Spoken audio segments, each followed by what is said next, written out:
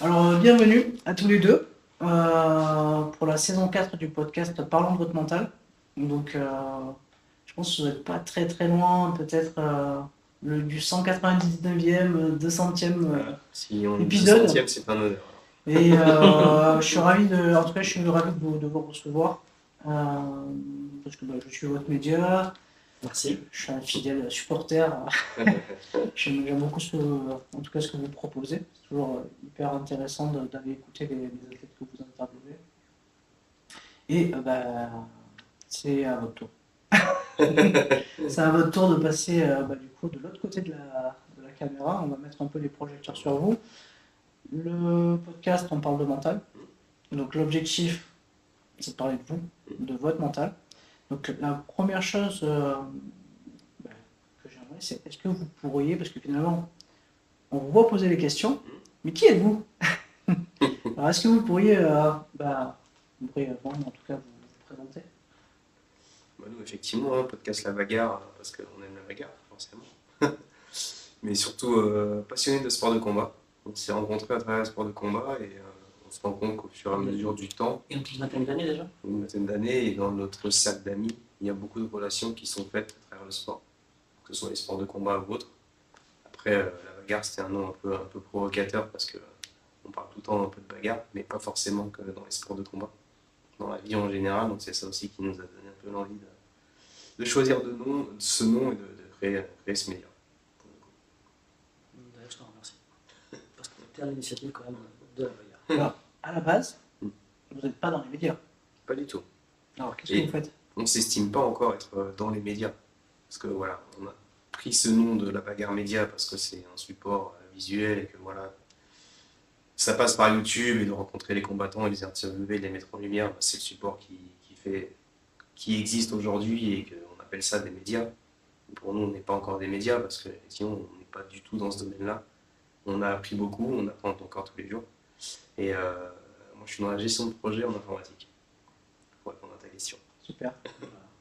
Et pour continuer là-dedans, en effet, on n'est pas des médias parce que nous n'avons pas la carte de journaliste. Donc on ne Vous pas demander?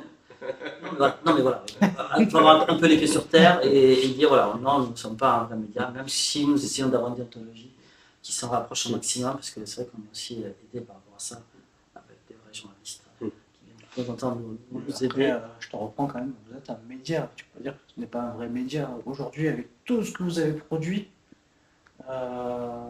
Oui. je pense que souvent on dit que c'est par le. On en discutait tout à l'heure encore, hein, le travail, la réalisation et les actions. Aujourd'hui, avec tout ce que vous apprenez, vous êtes un média, et deux, vous avez commencé à être rodé sur les techniques journalistiques, sur la vidéo et tout ça. Donc, on apprend en faisant, hein, la compétence, elle se développe par l'action. Hein, Oui, tout à fait. Oui, non, après, donc vous êtes un vrai média. Gentil, merci. Gentil, merci. Là, c'est vrai que là, aujourd'hui, ça commence à prendre connaissance aussi par le métier, parce que aujourd'hui, on a aussi des managers qui viennent nous voir, qui nous demandent d'interviewer leurs combattants.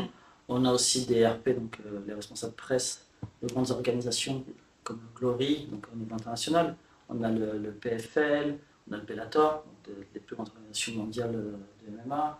On a la chance aussi d'avoir aussi l'équipe de France de boxe olympique. Donc oui, c'est vrai que ça, c'est assez encourageant et motivant pour nous aussi de continuer aussi dans cette voie-là. C'est une vraie reconnaissance.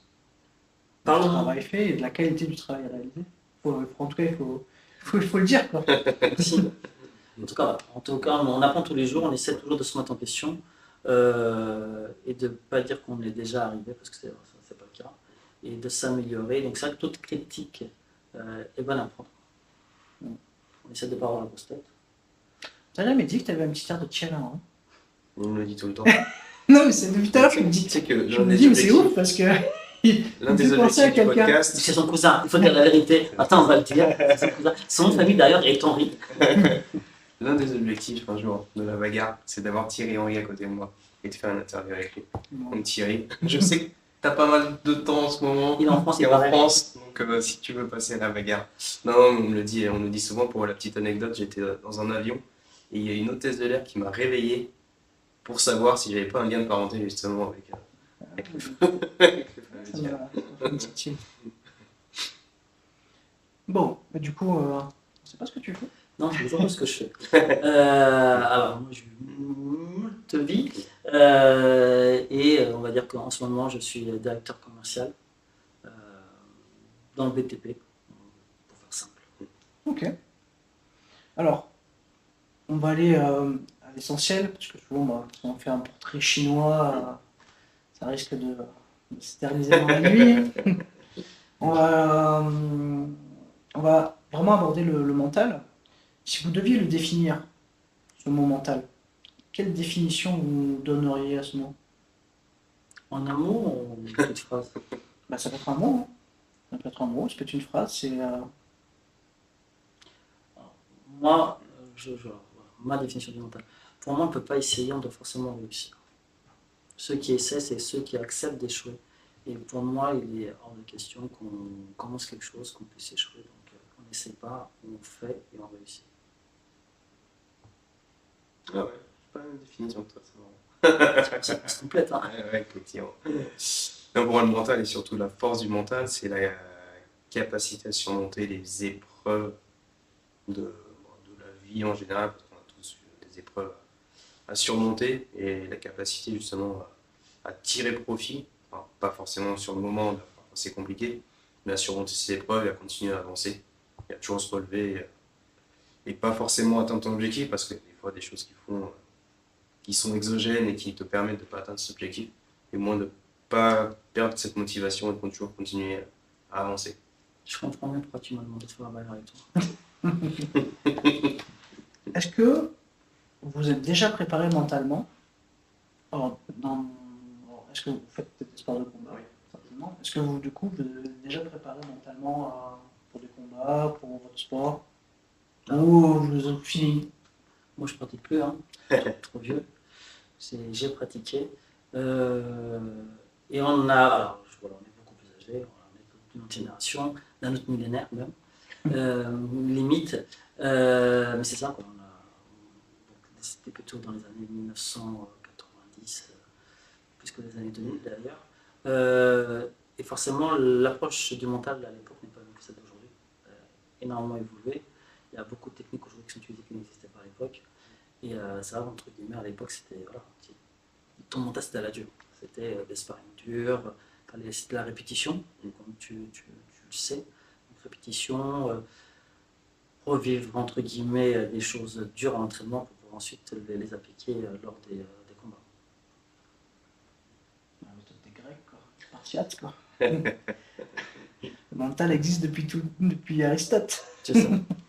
Non, mais c'est vrai, en fait. Je pense que le mental a toujours existé depuis des siècles et des siècles. Et je pense qu'on réinvente des choses, mais qui existent depuis longtemps. En fait. Donc aujourd'hui, la philosophie nous le prouve. Hein, je veux dire, tous les discours philosophiques des grands philosophes, souvent, on y trouve des leçons de mental, très souvent. Donc je pense qu'on reproduit, en tout cas, après on optimise certainement avec les moyens modernes notre manière, en tout cas, de mieux gérer nos émotions et notre mental. La confiance, est-ce que ça vous parle? La confiance en soi ou la confiance en... La confiance en soi. Ouais. C'est pas la même chose que l'estime de soi. Exactement. Même si c'est très similaire. Quoi, la confiance en soi fait partie de l'estime de soi. Alors moi, la question que j'aimerais vous poser, c'est votre confiance. Est-ce que ça arrive en tout cas? Des fois, on est dans une famille et finalement, on a la chance d'avoir une éducation qui fait que nos parents savent en tout cas nous mettre en valeur, nous valoriser et finalement, on développe une bonne estime de soi et comme on ose faire les choses parce qu'on a cette estime de soi, ben, forcément, notre confiance elle se bâtit de la meilleure des manières. Mais il y a aussi parfois il y a des parents des fois qui ne savent pas faire. Ça ne veut pas dire qu'ils sont pour autant ils font mal, hein, parce que chaque parent est différent. Mais du coup, notre confiance, on l'a bâtie avec nos expériences de vie. Vous l'avez bâtie comment, votre confiance? Moi, totalement avec les expériences de vie. Pour le coup, à travers toutes les passions, toutes les rencontres, l'entourage aussi, et la vie, mais la confiance, ouais, c'est bâti petit à petit. Je sais pas si c'est évident inculquer une confiance à ses enfants, euh, les mettre dans les bonnes conditions.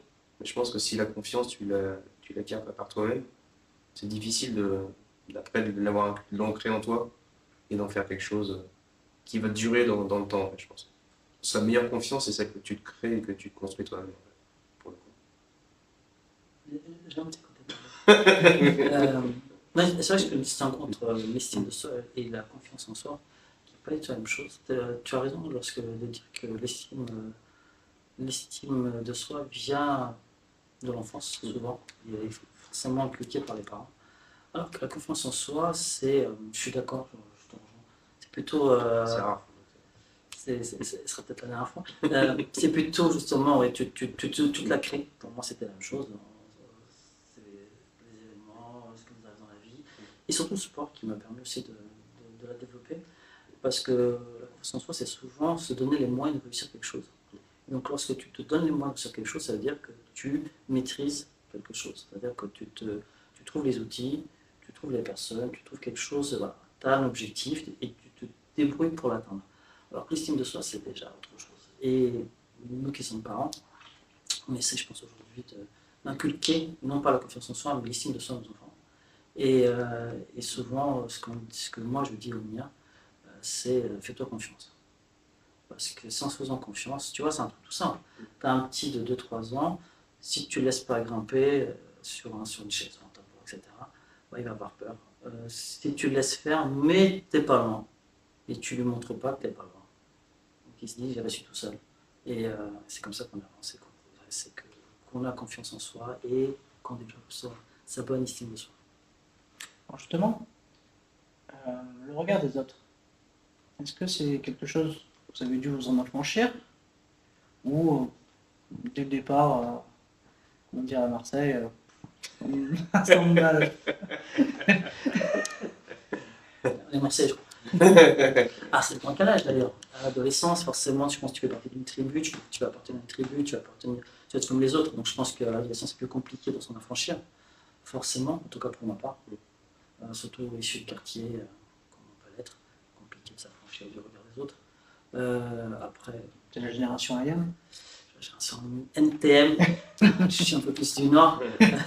Mais oui, c'est cette génération-là, cette génération où forcément Sergio Tacchini et autres. Mais oui, non, le groupe est important. Qui brille aussi. C'est ça, exactement ça. Tu vois. Notre uniforme, parce qu'on en avait un, les bleus avaient le leur, parce que cette génération-là, entre guillemets, et t'avais nous, qui est encore vrai aujourd'hui, parce que tu vois, aujourd'hui les jeunes sont tous habillés en tenue noire, en jogging, voilà, ça continue, cet uniforme-là continue, ils veulent toujours faire partie du même groupe, même s'ils ne le savent pas, même s'ils ne s'en rendent pas compte. Et t'as les sportifs, c'est pareil, hein. Le mec qui joue au foot, il a son uniforme, le mec qui fait des sports de combat, il a le sien aussi, donc on essaie d'appartenir encore à ce côté. Voilà. Après, on s'affranchit avec l'âge.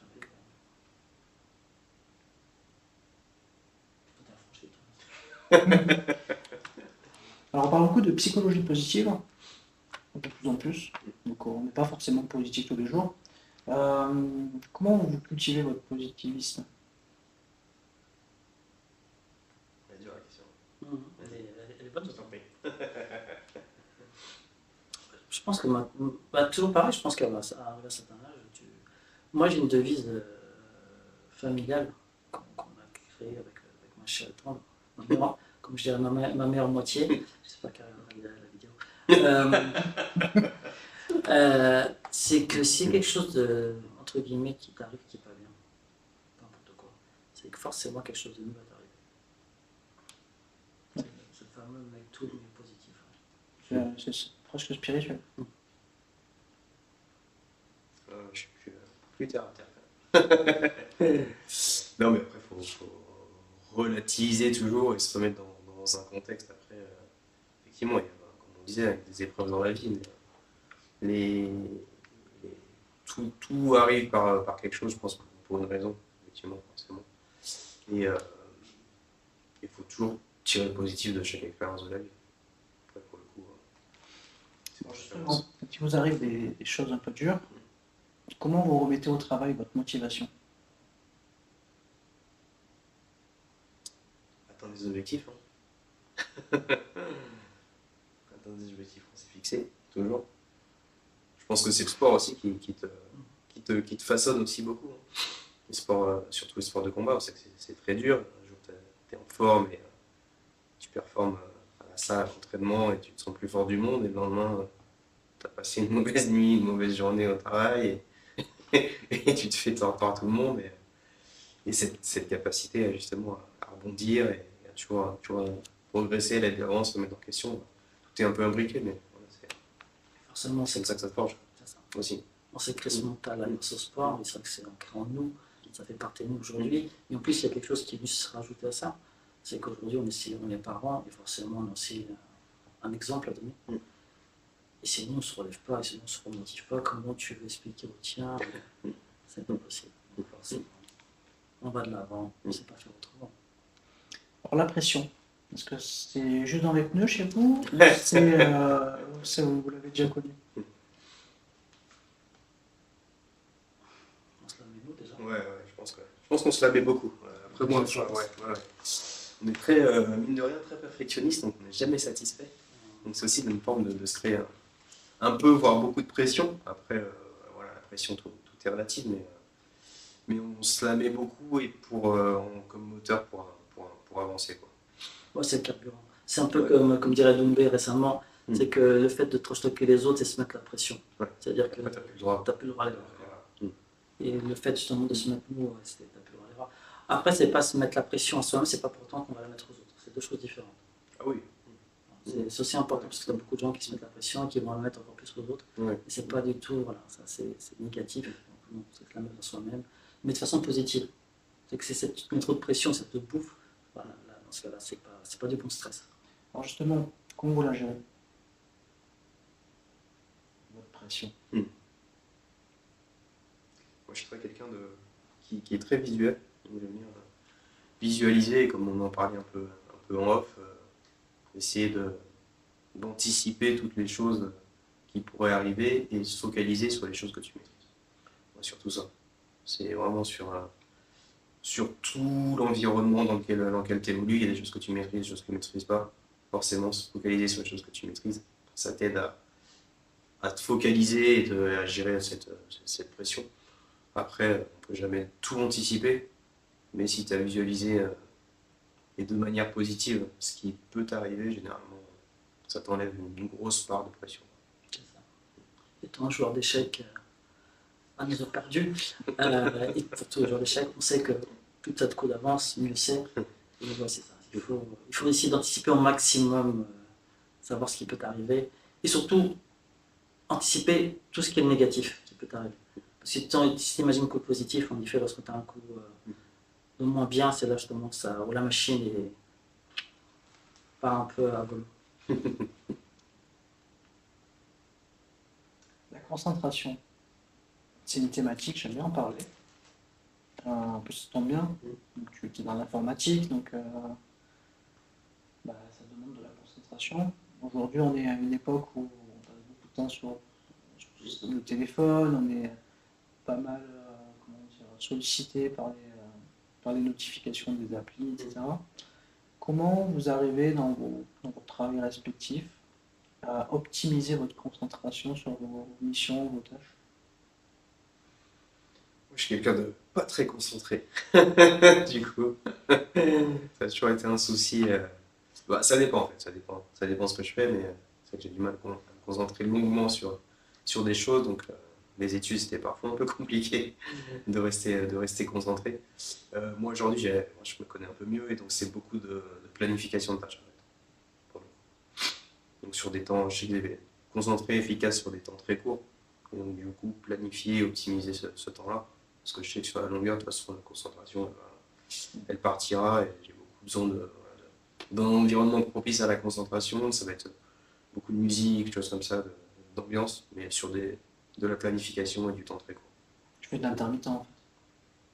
Je sais pas comment ça s'appelle au final, mais je fais Voilà, l'intermittent, c'est que tu te concentres sur un temps court, tu débranches, c'est ça. tu rebranches.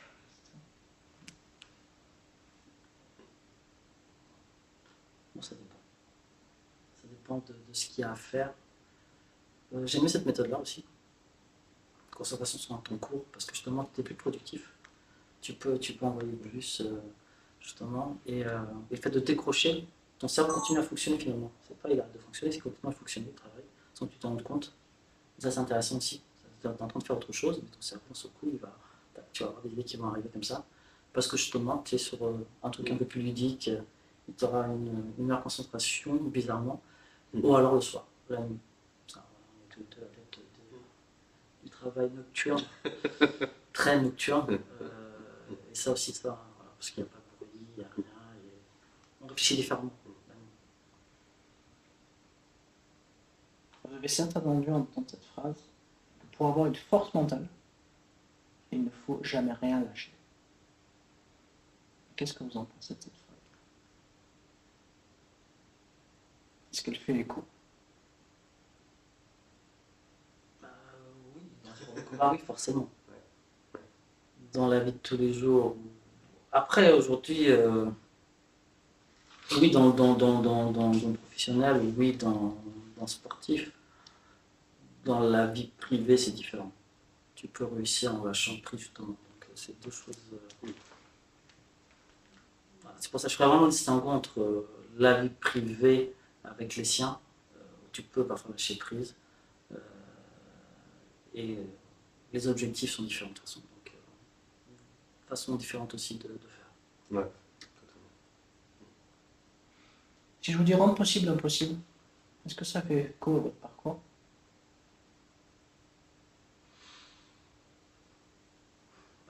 Tu es devenu le frère de Thierry Henry, c'est là. Je sais que c'est possible. Ouais, non, enfin, oui, ouais, forcément. Rien n'est impossible et effectivement, après, il y a 10 ans, je savais pas ce que je ferais maintenant et je sais pas ce que je ferais dans 10 ans, donc on va dire impossible, ouais. Il y a, il y a beaucoup de choses qui avec le travail et la persévérance, effectivement, sont rendues possibles. Après, oui, il y a des rêves qui sont pas atteignables, Oui, je serais pas. mais depuis le 2 je suis daltonien, tu vois, donc c'est impossible, tu vois. Peut-être avec l'intelligence artificielle, qui sait. Oui, rendre l'impossible possible, c'est vraiment sympa parce que ma femme a réussi à m'avoir, donc c'est possible. Alors, si je reviens un petit peu sur votre parcours, de quoi vous êtes le plus satisfait quand vous regardez dans le rétroviseur? Des amis que j'ai encore aujourd'hui.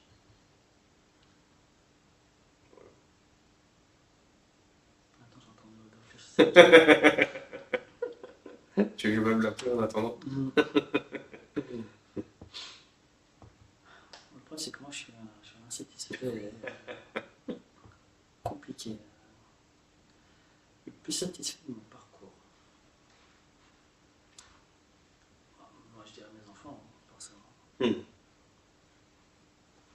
Si on les exclut tes enfants.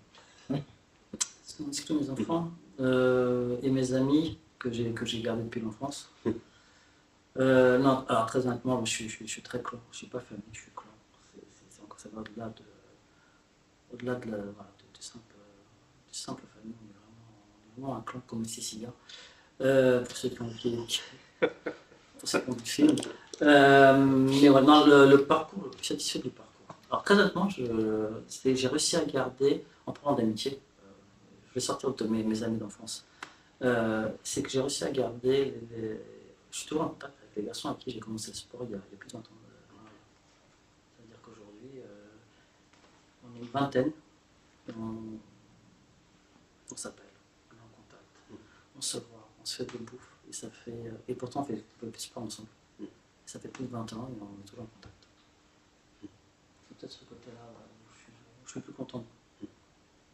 Ouais, les amitiés, c'est important de les cultiver. J'ai une petite dernière question pour vous deux.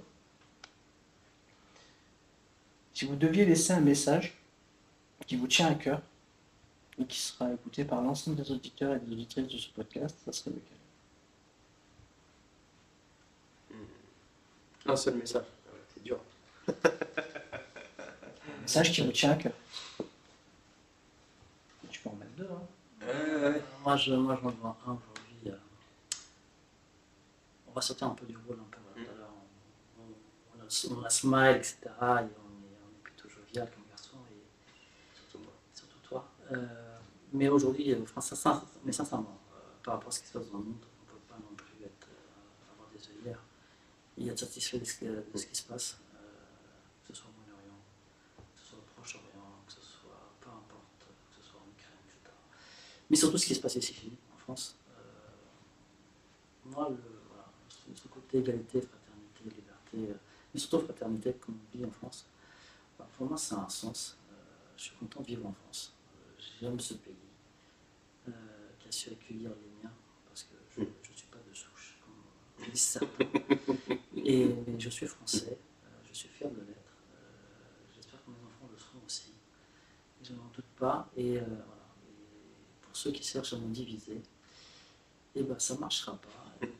Et on sera encore là pour longtemps. Et on vous aime, même si vous ne nous aimez pas. Sacré message. Ça. Allez, dégoûtant maintenant. Moi, ça va être la bagarre, hein, de toute façon. Ça, c'est bon. Tu tues le message. Non, c'est vraiment à travers toutes les interviews qu'on a fait, tous les profils qu'on a fait, chaque personne est intéressante et inspirante en fait à leur niveau. Et ils s'en rendent pas compte. Et c'est vraiment à travers ce podcast, on a voulu donner la parole aux combattants. On se disait, ouais, le MMA c'était pas connu du tout. On a commencé, ça s'est développé depuis. Et nous, on connaissait les combattants et ils avaient vraiment une image très très négative. Et maintenant, il y a beaucoup de médias qui se sont développés. Et cette image, elle évolue dans le bon sens et on montre le bon côté des athlètes. Mais nous, en faisant ces interviews, en rencontrant ces gens, on a rencontré vraiment, c'est pas pour, voilà, parce qu'on va citer personne, mais des personnes inspirantes, exceptionnelles, dans leur vie de tous les jours et qui s'en rendent même pas compte. En fait. Qui font des choses exceptionnelles, ils s'en rendent pas compte. Nous, c'est ce qu'on essaie de mettre en lumière à notre échelle. Et c'est de dire que dans le quotidien, chaque personne fait des choses exceptionnelles, en fait. Et c'est ça qui est inspirant. Et du coup, c'est ça qui nous motive à continuer aussi ça. Voilà, même si c'est pas notre métier, ce sera pas notre activité principale, on sait jamais. Dans quelques temps. Peut-être qu'on sera un média, mais c'est et qu'on aura notre carte de journaliste. Mais voilà, c'est que croire, chacun peut croire en soi, et dans son quotidien, fait des choses inspirantes. Et pour le coup. Finalement, la philosophie de nos médias respectifs se rejoint en fait. Mais totalement. Sur le fait de mettre en lumière les gens, c'est exactement ça. Et puis de mettre en lumière par le fait de montrer en tout cas aux gens qui ont en tout cas, la possibilité, qui connaissent nos médias respectifs, de pouvoir aller s'inspirer des autres, de trouver une sorte de motivation, c'est totalement ça. De pouvoir aller de l'avant, puisqu'en fait c'est un peu ça, hein, je veux dire, aujourd'hui je pense on parlait de la France, en fait c'est une vraie chance en fait, on va dire la multi-diversité qu'on peut y trouver, puisque si on regarde l'ensemble des athlètes français, ils sont tous en tout cas originaires de la diversité. Si on regarde, hein, en étant très objectif, donc si tu regardes toutes les médailles qu'on ramène, donc quelque part ça veut dire qu'on est capable dans le sport de s'élever et d'être hyper performant mondialement, et du coup il n'y a pas de raison qu'on ne soit pas capable de le faire dans d'autres domaines. Voilà, c'est un peu j'avais envie de clôturer un peu par ça, parce que finalement on est quand même animé par le sport. Alors vous, les sports de combat, moi je fais un peu plus sport de combat avec un filet au milieu. Mais ouais, c'est important de souligner que voilà, c'est un pays qui offre sa chance à tout le monde. On a la chance d'avoir des associations sportives et qui permettent en tout cas de commencer un sport et puis de le pratiquer. Et si on devient bon, en tout cas d'être aidé pour s'élever et puis aller vers le plus haut niveau. Ce qui n'est pas le cas de tous les pays en fait. Où, il y a des pays, en fait, il n'y a pas d'association, ça n'existe pas. Quoi. Je veux dire, je pense un peu aux reportages qu'on peut voir un petit peu, notamment au Congo, où ils s'entraînent avec les moyens du bord. Noël en parlait avec des gants s'il y a des gants. Donc en fait, on a vraiment beaucoup de chance pour plein de choses, en fait, que ce soit pour le sport, puis après, voilà, toute la modernité de ce qu'on peut faire. Donc, le français aime bien se plaindre, on le sait, mais je pense qu'il faut, qu'on est sur par route mentale, penser à regarder le verre à moitié plein avant de regarder le verre à moitié vide. Merci beaucoup Merci à d'avoir toi. accepté Merci. l'invitation, et puis j'invite tous les auditeurs, tous les auditrices à aller voir votre média, regarder les différentes interviews que vous avez pu faire. Il y en a un sacré paquet. Vous avez pris de l'avance sur moi sur YouTube, mais j'espère bien vous rattraper. C'est tout le mal qu'on te souhaite. Avec Et plaisir. En tout cas, merci beaucoup d'avoir traversé les Yvelines jusqu'à moi. Merci à Merci toi. beaucoup et à bientôt.